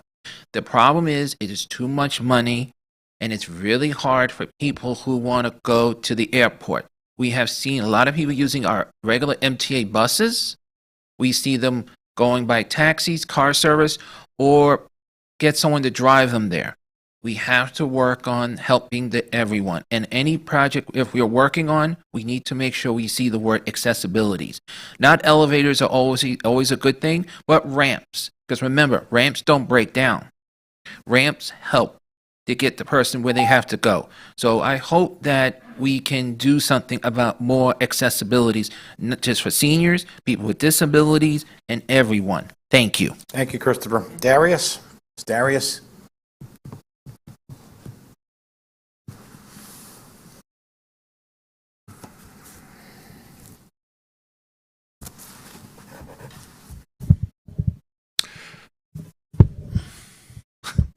There we go. Good afternoon. Today we applaud the Port Authority staff for beginning the planning process to open the Newark Airport train station and urge the commissioners to vote in supporting it. Opening the station is an historic decision that corrects a social wrong, one that has prevented Newark residents from accessing a station in their own neighborhood, all because of a poorly crafted federal law. And with all due respect, our team has clocked up to 60 minutes in taking mass transit from the Dayton neighborhood to access the station that some of them can see from their homes, but they can't walk there. My name is Darius Solahub, and I'm a professor of architecture at NJIT. In 2017, Mayor Ras Baraka asked me and other academics and stakeholders to join city officials to form what we now call the Airport City Newark Coalition. Our goal then was to work with Newark residents to anticipate a PATH train extension to the airport station, which, as we know, was proposed and then tabled. Since then, and with generous support from the Prudential Foundation, NJIT and the Airport City Newark Coalition has kept alive hope that the station would open. We have initiated studies, engaged students, conducted numerous community meetings and convened a conference, all to make sure that when the station opens, its benefit to the surrounding community could be maximized. To that end, we've made tangible progress. The possibilities of a reopened station are now prominent in Newark's master plan and the city in the process of rezoning the station's surrounding land use. Last year, NJIT received joint funding from state and federal economic development authorities to develop market strategies for various forms of development around the station. And currently, we are working to develop a framework for community benefit agreements to ensure local participation in this and other developments in Newark South Ward. With a successful vote, today marks the end of a committed struggle, but it is also a beginning. There is much work to be done to ensure that a reopened station is not yet another park and ride, or like the previous initiative, it is also tabled, but instead it becomes a prominent threshold that also includes a pass station, a portal that connects the cities of Newark and Elizabeth to their airport. Imagine one day arriving in New Jersey, not to stand before traffic wondering where your ride is, but instead to emerge into a thriving downtown neighborhood, buzzing with restaurants, hotels, and city life. It is the vision of such a place that keeps our group and its constituency moving forward, and we look forward to a continued partnership with the Port Authority in doing so. Thank you. Thank you, Darius. Bill Young, please. Bill Young.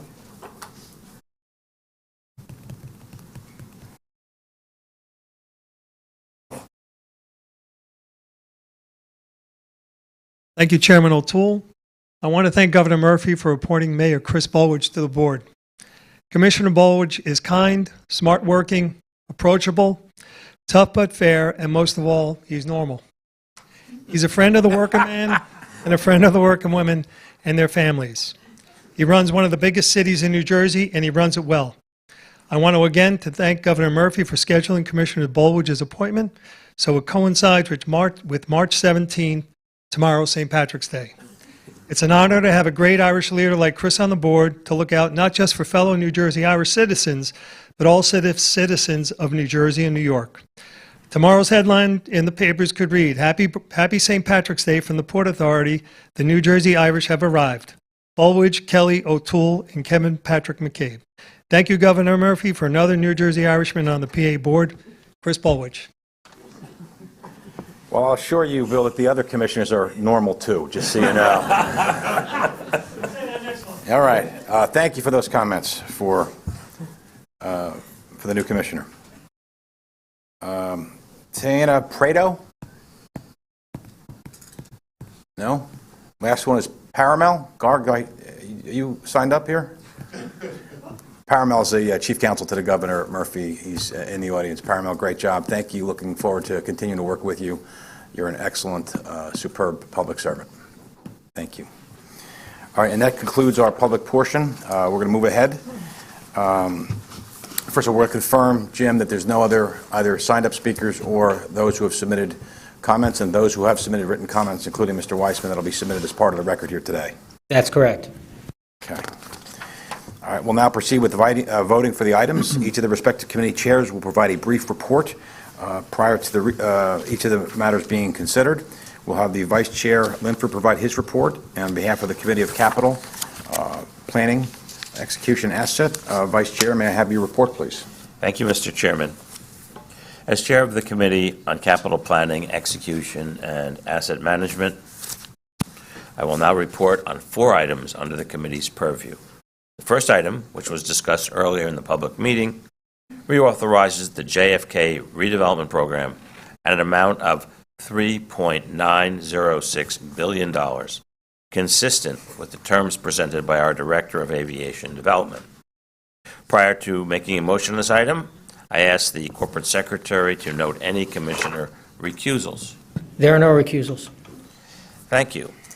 Do any Commissioners have questions or comments on this item at this time?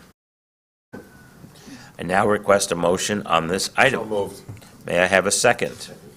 I now request the Corporate Secretary to call the roll for voting on this item. Chairman O'Toole? Yes. Vice Chairman Linford? Yes. Commissioner Bulwich? Yes. Commissioner Cohen? Yes. Commissioner Eve? Yes. Commissioner Helmy? Yes. Commissioner Horwitz? Yes. Commissioner Kelly. Yes. Commissioner LaBarbera. Yes. Commissioner McCabe. Yes. Commissioner Richardson. Yes. Commissioner Rosado. Yes. As the votes are in order, this item is approved. The next item, which was also discussed earlier in today's meeting, authorizes $12 million for planning and preliminary design work for a project to construct new at-grade and elevated access to the AirTrain Newark Rail Link Station, consistent with the terms presented by our Director of the Aviation Department. Prior to making a motion on this item, I ask the Corporate Secretary to note any commissioner recusals. There are no recusals. Thank you. Do any commissioners have any questions or comments on this item? I now request a motion on this item. So moved. Thank you. May I have a second? Second. Thank you. I now request the Corporate Secretary to call the roll for voting on this item. Chairman O'Toole? Yes. Vice Chairman Linford? Yes. Commissioner Bolich? Yes. Commissioner Cohen? Commissioner Eve? Yes. Commissioner Helmy? Yes. Commissioner Horwitz? Yes. Commissioner Kelly? Yes. Commissioner LaBarbera? Yes. Commissioner McCabe? Yes. Commissioner Richardson? Yes. Commissioner Rosado? Yes. Thank you. The third item authorizes $2.15 million for planning and preliminary design for a project to rehabilitate portions of the Building 14 roof at John F. Kennedy International Airport. This building serves as the Port Authority's administration building.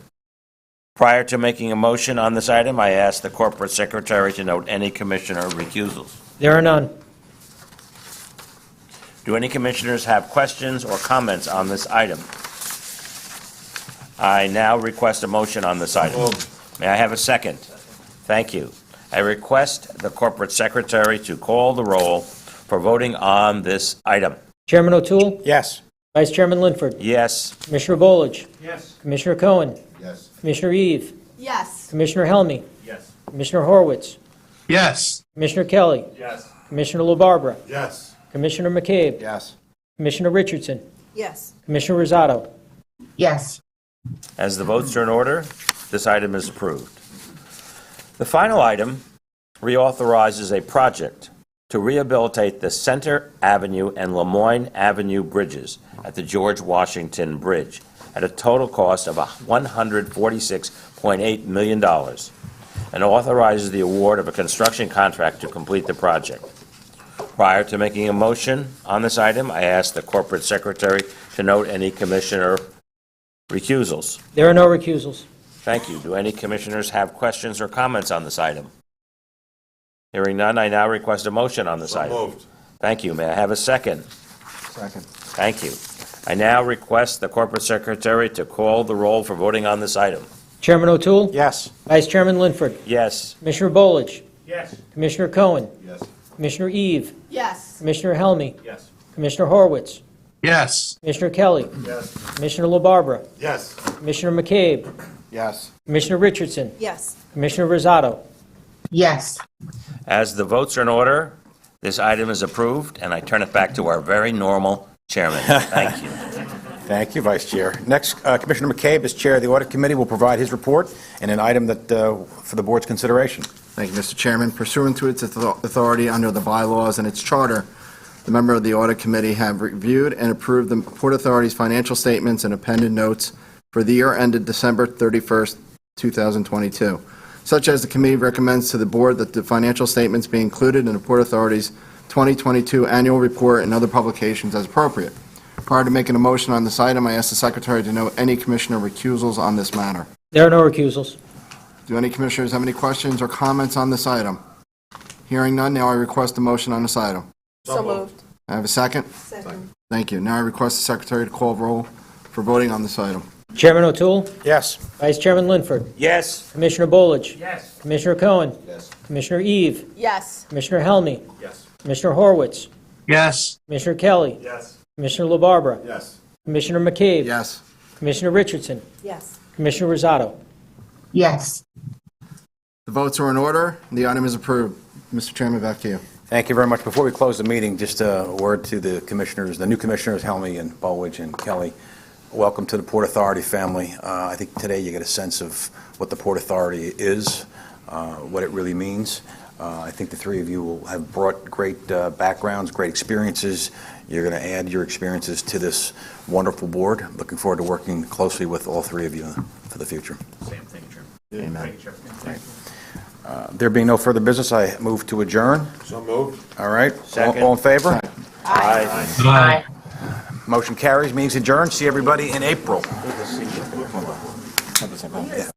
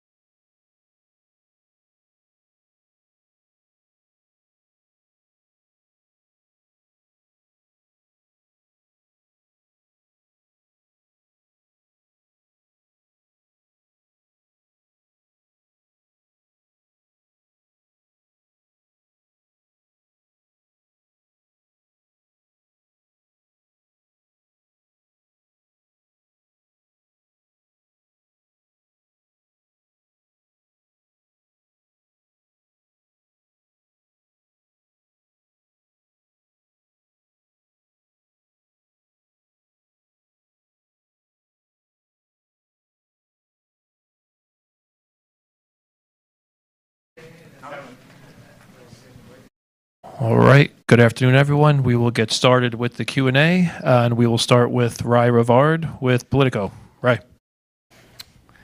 Thank you. You got some New Jersey commissioners. What is New Jersey looking for in the future of the Port Authority right now? What is New Jersey or the New Jersey Commissioners? I missed New Jersey commissioners. There's a new sort of change in the guard. You see some more things trying to get done? We're up to a full complement of commissioners on the Jersey side for the first time in many years. We're very excited about that. I've worked with Joe Kelly as a deputy chief. I've worked with George Helmy as chief of staff, and I've worked closely with Mayor Bolwich and his other title. I will tell you, they bring an exciting dynamic and exciting different levels of experience and background. So they are diving in. We've had orientation with them. We've had briefings with them with regard to some of the top priorities with the capital, with the current structure of the finances. I think today they fully got a measure of what the board is about. George Helmy commented that for the first time, as opposed to just being a staffer for Senators Lautenberg or Booker or for the governor, he's actually on the front line as the individual who just swore the oath and now is responsible for making the tough decisions. But all three are very excited, and we're excited to have them and to capture their energies going forward. As a matter of fact, Vice Chair, you want to add to that?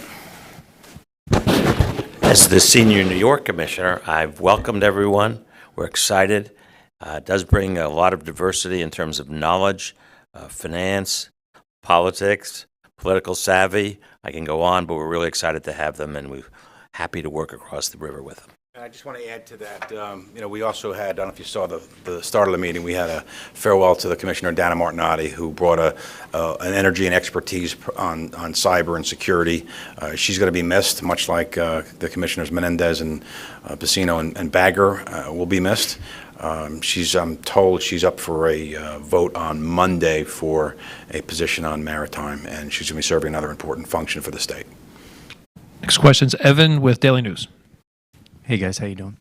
On LaGuardia and access to LaGuardia, in Monday's report, a lot of the near-term and potential far-term solutions are reliant on working with other agencies. In the immediate near term, and I know we said 60 to 90 days for a report, but in the immediate near term, what can the Port Authority do unilaterally to improve access?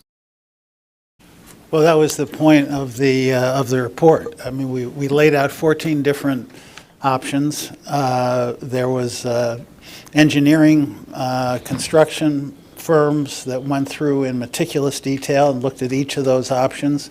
We published a 450-page report, which indicated their analysis of it. As you know, we brought in 3 independent, really international experts on transportation, and they made their recommendations, again, in their panel report. So everything is in the public domain. It's completely transparent, and we will be moving forward on their recommendations. They will come back to the board for a planning authorization, and in terms of a deep dive at that point, in terms of how we can implement and what it takes to implement their recommendations, that will be part of the planning process. Forgive me, I guess I'm talking a little bit more brass tacks in terms of, the MTA runs the current shuttle bus, the portion of the BQE that would have a dedicated bus lane under some of the recommendations, that would be under state DOT jurisdiction. A lot of this seems to be part of the network of various agencies that touch upon this. So going forward, is there anything that the Port Authority can say, up front, this is something that we're going to be working on independent of the other agencies? In this world, you can't work independent of other agencies. Yes, we're dependent. We do it all the time. I can't think of a Port Authority project, which is even on our property, which isn't done with full coordination with other agencies, and that's how we intend to move forward with this. Moving to our virtual questions, we have Larry Higgs from New Jersey Advanced Media. Larry?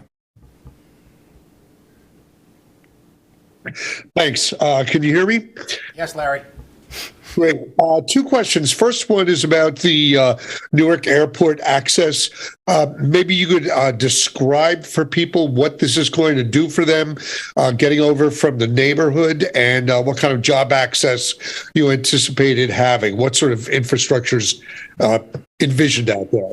Well, before we have Jim Heitman go into some more detail, and you heard, I don't know if you heard the meeting, Larry, one of the residents talked about that it took 60 minutes to go from South Ward to Penn Station, and some of our calculations from Dayton, it was 40 minutes to 7 minutes or 9 minutes. So you heard Commissioners Richardson and Eve talk about how important it is to folks in Elizabeth and Newark to have an opportunity to go either to a job, get a job, whether it be airport or have transportation out of Penn, without having to go on a bus for 40 minutes, which is, an hour and a half round trip. Really significant with this new project, but Jim Heitman will go into some detail as to what exactly it'll link up to, whether it's walking, bus, car, or bicycle. Jim, just talk about what this project really means and what it means in terms of job opportunities or linkage in terms of transportation.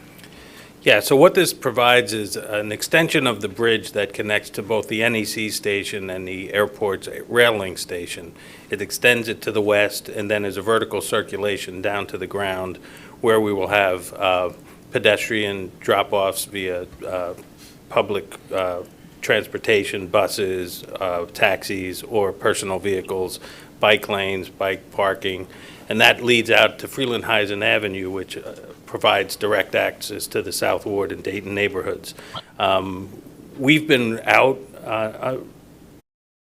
with the community on our Newark vision planning, and this is the #1 topic that's brought up by the community for those jobs: access to the airport, access to all of the jobs at the airport, and also then access into New York and Newark and all along the NEC corridor. So it's very well received by the community, and we're really looking forward to moving forward with it and getting that support at the airport. And Jim, to the last point that Jim is making, look, we're making an application for, I think, about $45 million in grants. If the overall, that could take up to, a third of this project. And if we get that funding in place, I think our projection is 2025 to have this up and running, which in terms of transportation projects or Port Authority projects is a relatively quick period of time. And those individuals will see immediate relief within the foreseeable future. Tom? All righty. And second part of the question has to do with the PATH extension. What exactly is the future of the PATH airport extension, and could PATH be extended into the airport as an air train replacement? Well, in terms of the future, it's still on the table, obviously, but when this was conceived, it was viewed as a $1.7 billion project. $700 million was anticipated we would get either grant or some other funding mechanism. That did not take place. So we have not written this off or discarded it. It is still on the list to hopefully get done. But this path this project that we're going through with the NAC is real. It's immediate. It's identifiable. It's an $140 million project, which is doable. In terms of the longer-term path, we're hopeful that if we could secure some funds, there'll be a pathway for it. Jim, anything you want to add to that? Yeah, just to add a comment about extending PATH to Newark. That was looked at a number of years ago, and the technical complexities that go along with that to get to the airport and to provide interterminal connections, that was ruled out in favor of the air train replacing it, and in the way that we're moving forward with right now. Thanks, Larry. Next question is Lorena Mangelli with Newsday. Thanks, Jim. Hi, sorry about that. This is about LGA access, the Q70 bus, those improvements, and then the electric bus. Just a couple of funding streams, ridership goals, which I know was addressed in the report, and also just a timeline for when we'll actually see these projects come to fruition. I know there's lots of things to be done beforehand, but. Well, all the details are going to be worked out in the planning process. As we've said, that will come to the Board of Commissioners for funding to carry out those planning aspects. And that's really when, I guess the other thing in terms of timing is if you go to the report, the engineering firms that worked on the report made rough time estimates. We have to double check them, but the Q70 improvements. I believe they gave a 2 to 3 year timeline, and in terms of the shuttle bus, a 4 to 5 year time plan. And what governs those time plans is there are construction projects that are elements of both bus services. So it's hard to put a precise timeline. The observation I would make about the Q70 is that those improvements, they're not linked together. So we will be working in the context of the planning process to put each individual improvement on its own timeline. But that needs to happen in the context of the planning process. I'm not sure if we have him on the line, but, oh, sorry, Lorena, are you done? Yes, thank you. Just check if we have on the line Jeff Yapalatter. Anybody else, Tom? Moving on to Zach Griff with Point Sky. Tom? Is that Jeff? Yeah, hey, how are you? Hey, Thank Jeff. you. Hey, Jeff, got a question? Hey, how are you guys? So, first of all, I really want to thank Airport Boys and Schneps Media. Give Huntley a great hand. I've known him for 7 years, got to know him, and he's a great guy, and we wish him all well. I do want to make one point, Mr. Chairman, though. I think Queens owns him because he was a favorite son. He went to Otis Martin High School, if I remember correctly, and he spent so much time in the community. So we really like the guy. I think everybody wants to claim him. We'll have He that lives- argument in April. He lives in New Jersey, but he's a Queens boy. And it's a great guy. But my main question is, Kenny mentioned, went to one of the brokers meetings last night. Great to see him and Terry Rizzuto from the airport supporting the cargo community. Regarding the request for qualifications back in 2020 for the North Cargo area, I'm not clear what the next step that is. Maybe you can help me out with that. Well, that sits with the aviation department. Has been working on a broad cargo strategy.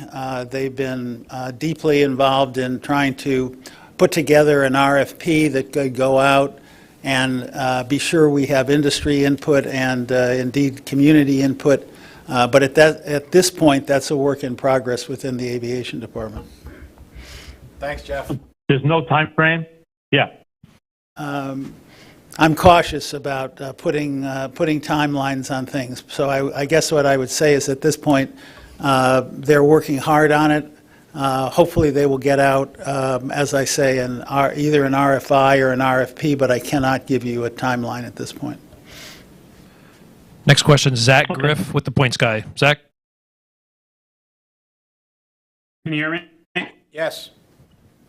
Great. Question on Terminal A at Newark. Is that second phase still on track for being finished and completed and open this summer? It is. We don't have a precise date yet, but that is definitely not only the target, but it is on that schedule.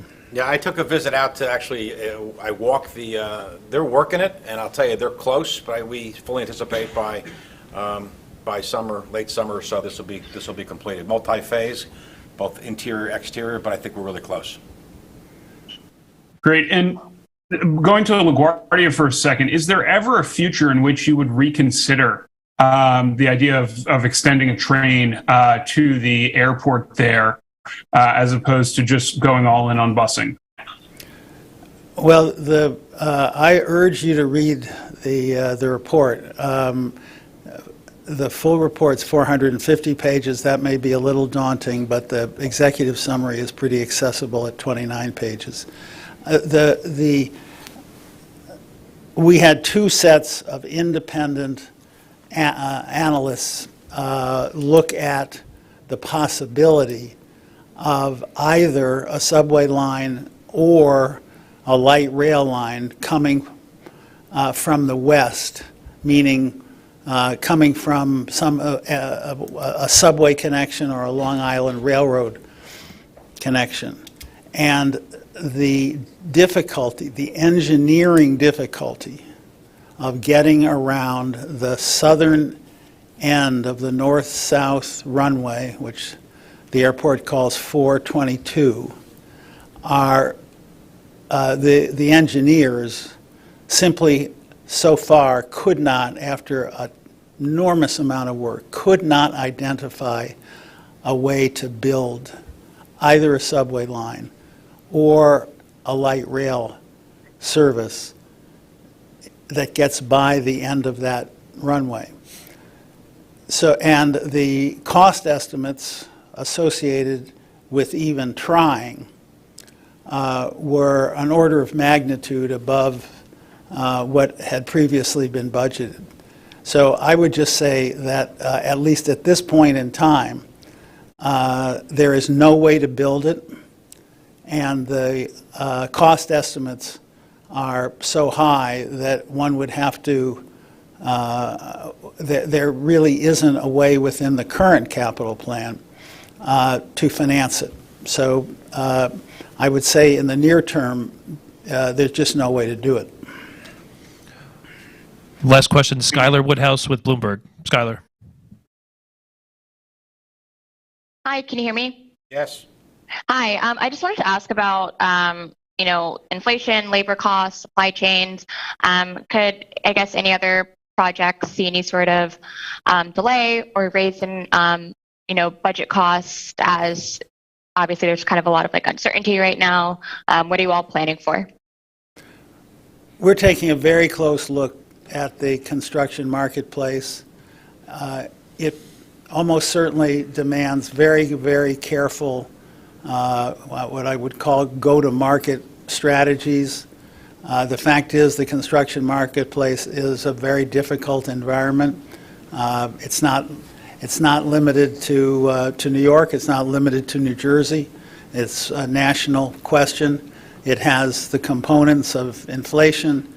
Particularly, it has supply chain challenges when you're talking about technical systems in all their complexity. So our experience has been that there are ways dealing with smaller packages, looking carefully at what they entail, but it takes a real strategy, and that's what we're doing right now. There was an NYU study that was just put out in terms of looking at transit costs, and they made a number of recommendations in terms of ways to manage those costs. We're looking very, very carefully at what they came up with and what was an extensive international survey. So that's going to be our strategy, which is that project by project, how do you package them, how do you move them forward, and manage what is a very, very difficult construction cost environment. All set, Tom? Thank you, everyone. Thank you. See you next month. Thank you.